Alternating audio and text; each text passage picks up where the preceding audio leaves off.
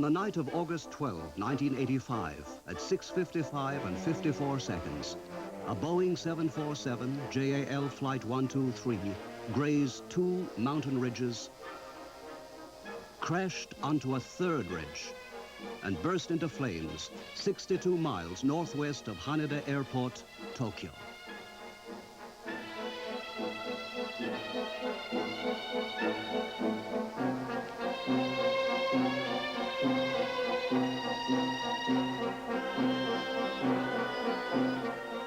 At the moment of impact, 265 tons of aluminum alloy and titanium slammed into the mountainside, and fragments of the fuselage sprayed over an area of 250 acres. 520 died. 4 survived.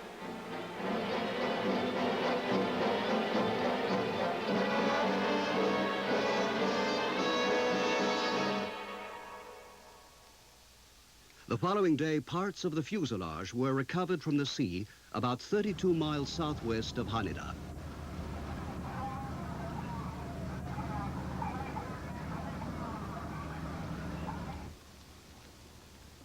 They were parts of the tail fin.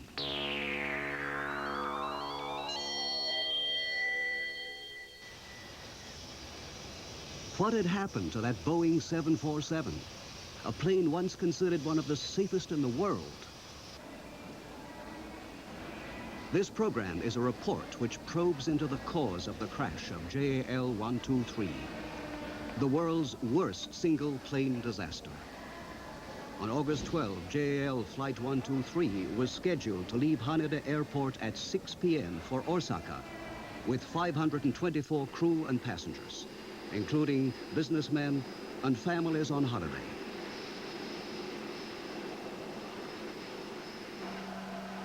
The plane headed for a runway and took off at 6:12 p.m. This is how it was seen through a home video camera, shot by chance by an amateur.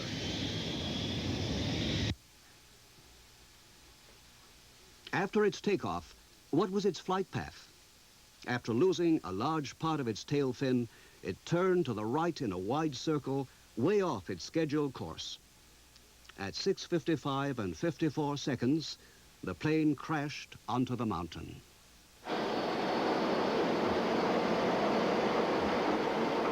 What had gone wrong? We began our investigations by accurately duplicating the flight of the plane based on data that had been released by simulating on a computer screen the plane and its flight path from the first sign of an emergency to the moment of the crash.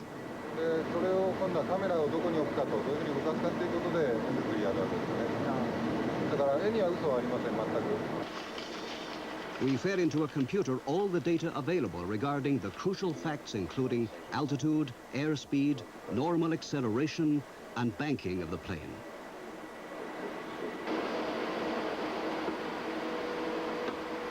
A technique developed by a government land survey organization was used to duplicate the exact flight path of the plane. Natural features of a peninsula near Tokyo on Japan's main island were shown in 3 dimensions, the side of each square being equivalent to 270 yards. We overlaid a picture of this peninsula taken by the artificial satellite Landsat from an altitude of 23,600 feet, showing the bay in which parts of the tail fin had been found. Finally, the skeletal structure of the jumbo was drawn based on an exact blueprint of the plane.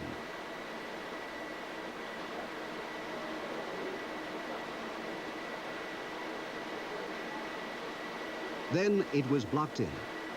Our preparations were complete.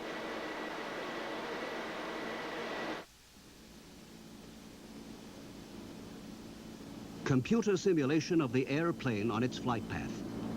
After its ascent from Haneda, trouble occurred just after the plane leveled off at an altitude of 23,600 feet, 12 minutes after takeoff. At 6:24 and 35 seconds, a loud bang was heard, and the plane began to pitch considerably.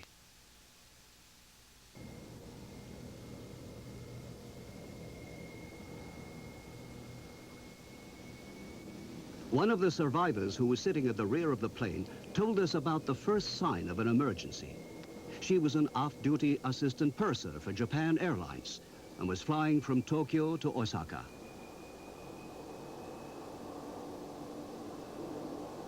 Around 6:25 p.m. she heard a loud bang, her ears started to hurt, and white mist spread throughout the cabin.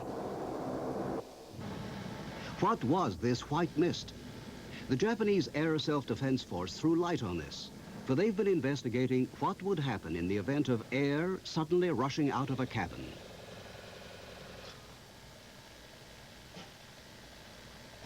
In this test, the air pressure in the room is kept at 0.8, the same as in a jumbo jet in flight.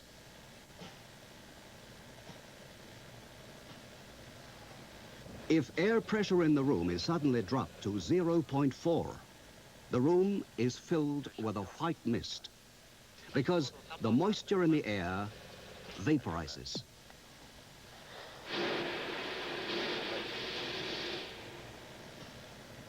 This verifies the accounts given by survivors. 6:25 p.m., an emergency warning signal sounded in a radar room of the Tokyo Air Traffic Control Center. Oh, Tokyo, Japan Air 123, request from immediate travel. Request to return back to Haneda. Descend and maintain 220, over. Roger, approved as you requested. Radar Victor to Oshima, please. Roger, you want right or left turn? Going to right turn, over.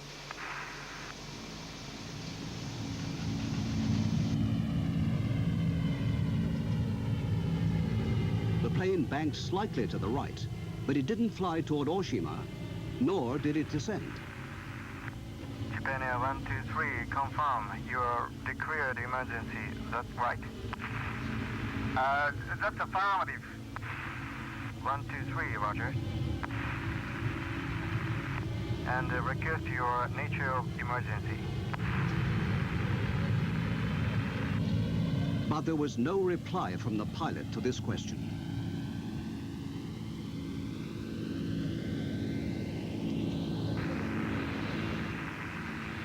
Japan Air 123, fly heading 090, radar vector to Oshima.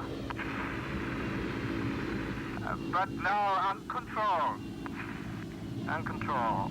Roger, understood. What had happened that led the pilot to call the situation uncontrollable? The conversation on the cockpit voice recorder recovered after the accident showed that the hydraulic oil pressure system had broken down. Why had this occurred? With a jumbo jet, the age of mass air transportation had begun. Airplane size and passenger numbers doubled. So there was an even greater need for high safety standards. This was met by what is known as fail-safe, a guarantee that no failure will occur through double or triple safety measures. The birth of the jumbo jet meant the birth of a plane so designed it should not fall from the sky.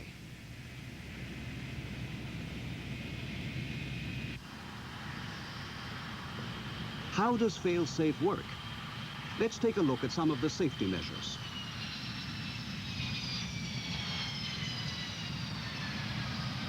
Retractable landing gear units support the giant fuselage. The jumbo jet is able to land with only 2 of the 4 landing gear units if the other 2 won't operate. INS, the inertial navigation system, which guided the Apollo spacecraft to the moon, was used for the first time in a passenger plane when it was installed in a jumbo jet's cockpit. If the necessary data is input, this system accurately guides the plane to its destination.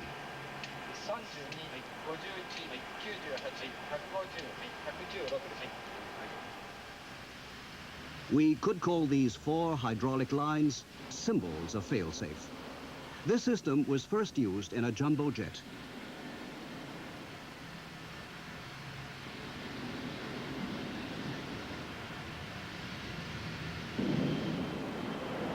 Hydraulic pressure is obtained by making use of the power of the plane's engines. There are 4 hydraulic lines, all separate and independent. Even if 3 of these 4 lines fail, the pilot can fly the plane with only one operating. Hydraulic pressure is absolutely essential for the operation of the vertical and horizontal fins and rudders.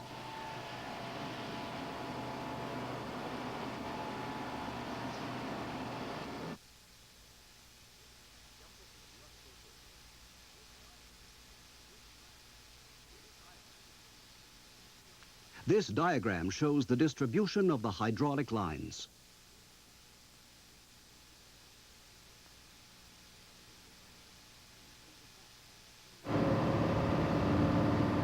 In Japan, on September 17, the wreckage of JAL 123 was transported from the crash site to Tokyo.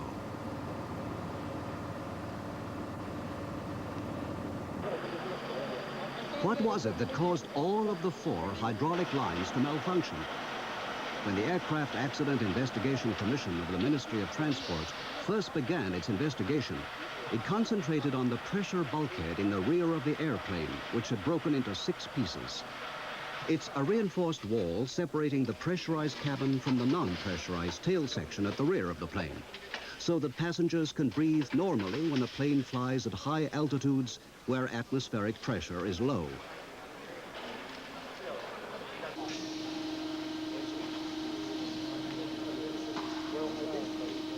After the accident, the Boeing company released a significant statement that the company's engineers had made faulty repairs to a part of the bulkhead which had been damaged 7 years before when the plane made a clumsy landing on the runway at Osaka Airport.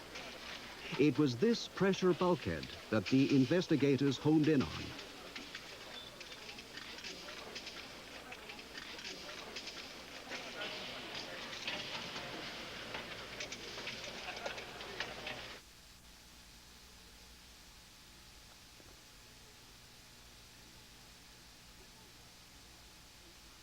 The metal wall of the bulkhead, shaped like an open umbrella, is right at the base of the vertical fin. Ahead of this bulkhead, the air in the cabin is highly pressurized, as high as 6.7 tons per square yard. The pressure is a little over 100 tons on the entire bulkhead. Is it possible that a small rupture could spread beyond the metal ribs?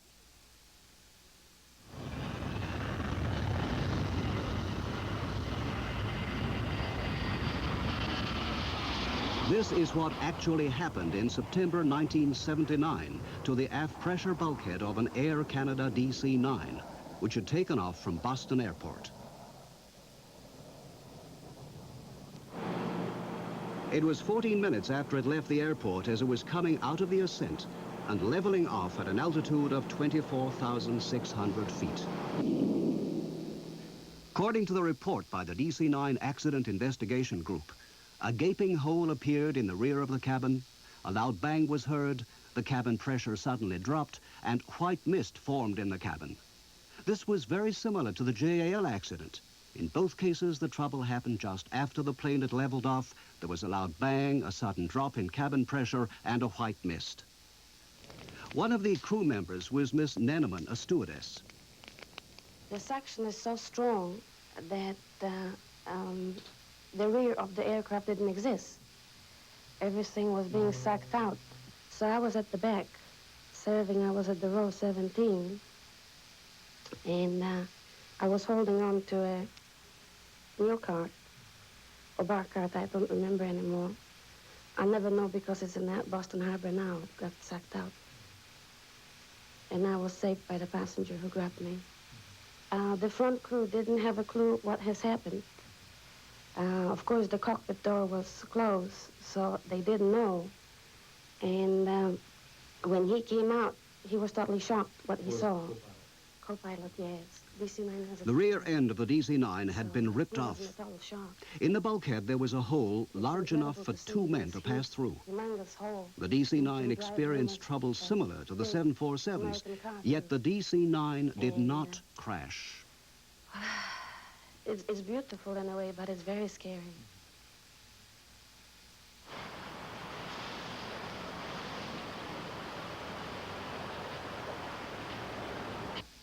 The DC-9 Accident Investigation Group found that a minor crack in the manufacturing stage had accelerated metal fatigue and led to the accident. The more flights this plane flew, the more fine grooves were created, which caused the rupture of the bulkhead.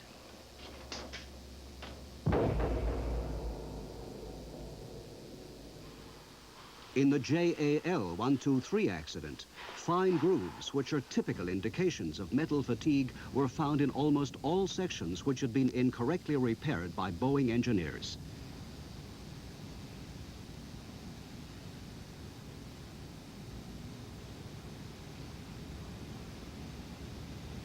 From rivet number 43 to 45, for 1 inch, there was a pattern of striations peculiar to metal fatigue. Cracks in the bulkhead started from here.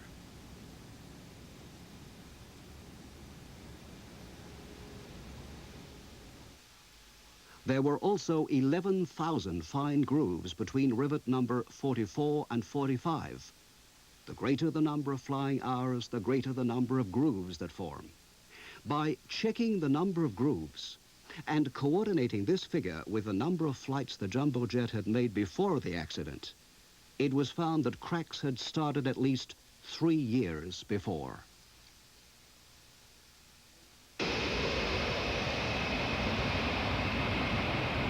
You'll remember that 7 years before, in 1978, the pilot of this jumbo jet made a botched landing. The tail and the rear part of the fuselage slammed into the tarmac.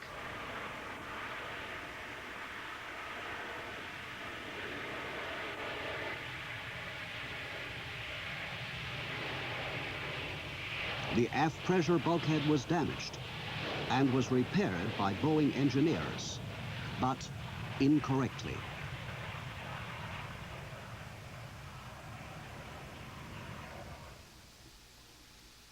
What had been the effect of Boeing's incorrect repairing on the strength of the bulkhead?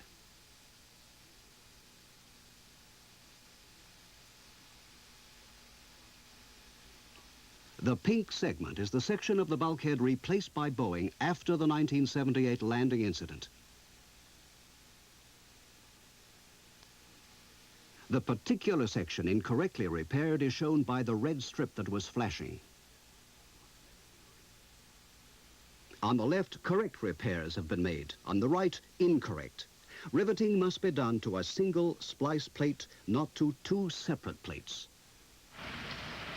NHK asked Professor Kyohei Kondo of Tokyo University's Aeronautics Department to conduct tests with riveted plates, so a comparison could be made between the long-term effects of correct repairing and incorrect. これとこれの長さ同じですから、だけどここもこれは2枚使ってるので、なければこう同じことですね。 Exhaustive tests were conducted using aluminum alloy, the same material used in the plane, aluminum alloy 2024T3. On the left, repairs have been done correctly. On the right, incorrectly. First, a test was made with a plate riveted to a single splice plate, the correct method. After the plate had been firmly secured at both ends, the plate was repeatedly pulled down with a pressure of just over 1,000 pounds, the same as the jet's aft pressure bulkhead is subjected to in the sky. The plate was pulled down 4 times a second.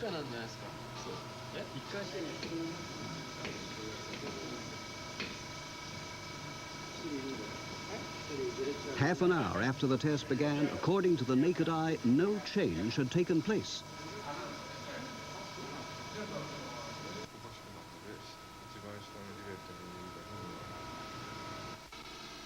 After 1 hour and 15 minutes, a crack started to appear along the top row of rivets. Cracks spread to left and right.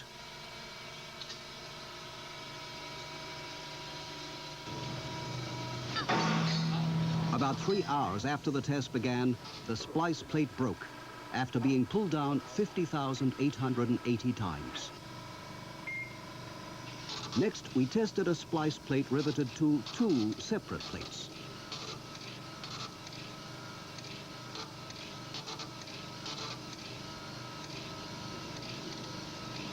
ちらの面しか見てなければ全然何の変哲もない。そういうことですね。 You can see clearly that pressure is concentrated on the section of the plate above the middle row of rivets, which vibrates and bends to a considerable degree in the gap between the two plates. About 15 minutes after the beginning of the test, cracks began to form when the plate had been pulled down 3,700 times. Unlike in the previous test, cracks crept along the middle row of two rivets. This is what happened in the Flight 123 accident. Only 26 minutes after the test began, the splice plate riveted to two separate plates broke along the middle row of two rivets after being pulled down 6,180 times. Only 1/9 the number for the plate riveted to a single plate. This experiment proves that when there's faulty repairing using two separate splice plates, its strength decreases to 1/9 of what it should be.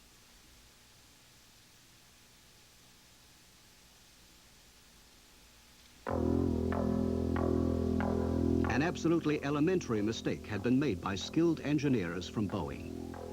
The aft pressure bulkhead of this jumbo jet had considerably weakened. Before long, cracks appeared where it had been incorrectly repaired. Adjacent to the cracks were minute parallel grooves, which are typical of metal fatigue.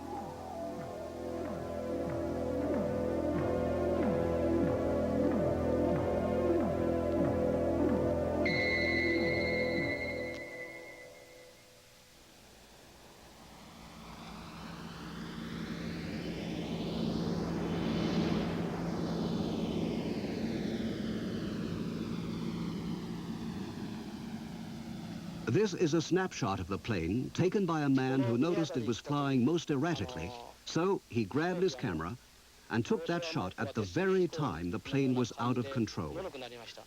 It was 7 minutes before the crash. In this picture, the plane appears to have lost a fairly large section of its vertical fin.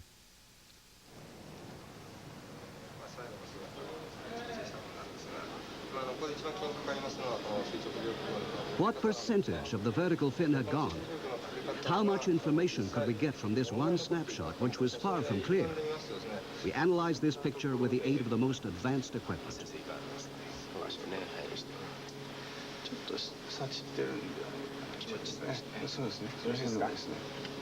First, we input into a computer the image of the plane as seen in this snapshot.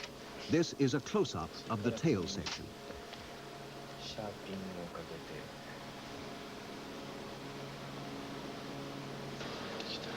With the help of the computer, we improved the clarity of the photograph and so defined the contour of the broken section of the tail.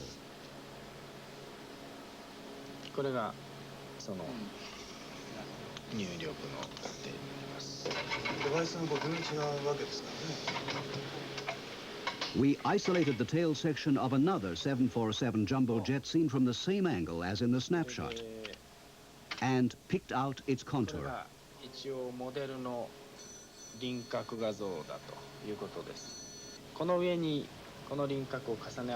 Then we overlaid it on the photo of the tail section. Flight 123 had lost its tail cone and a fairly large part of its vertical fin. これ全部ありまして、でそれからさらにこの右側のですね、この外側の板まではこの部分見つかったんです。 Then how much of the tail fin remained? The section colored white is the part of the tail fin that remained.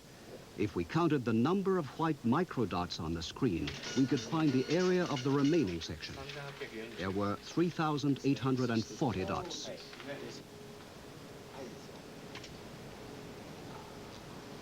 We calculated that only 41.6% remained.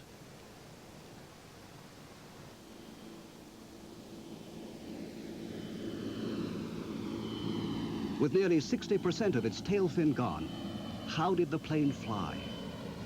This is a simulation of the crucial 1.5 minutes from 6:32, 8 minutes after the first sign of an emergency. The plane, with its tail fin broken, lost stability and went into a Dutch roll.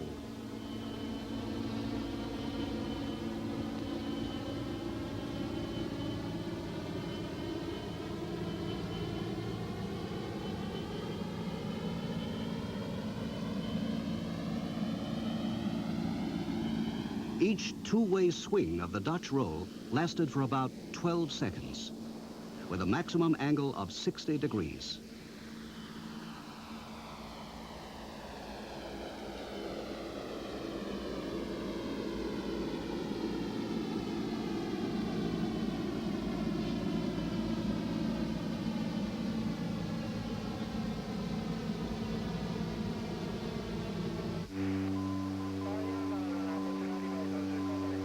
This is a reconstruction of what those on board Flight 123 must have seen. It was shot by a camera attached to a plane which went into the same Dutch roll as experienced by the ill-fated plane.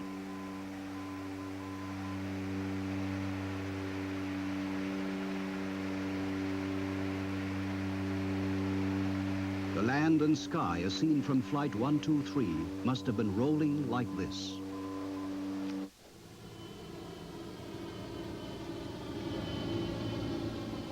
And then at 6:42 p.m., the plane plunged into a wide, spiraling dive. It later gained altitude. Then the pilot lowered its landing gear in an attempt to make an emergency landing, but the plane went down into its final dive.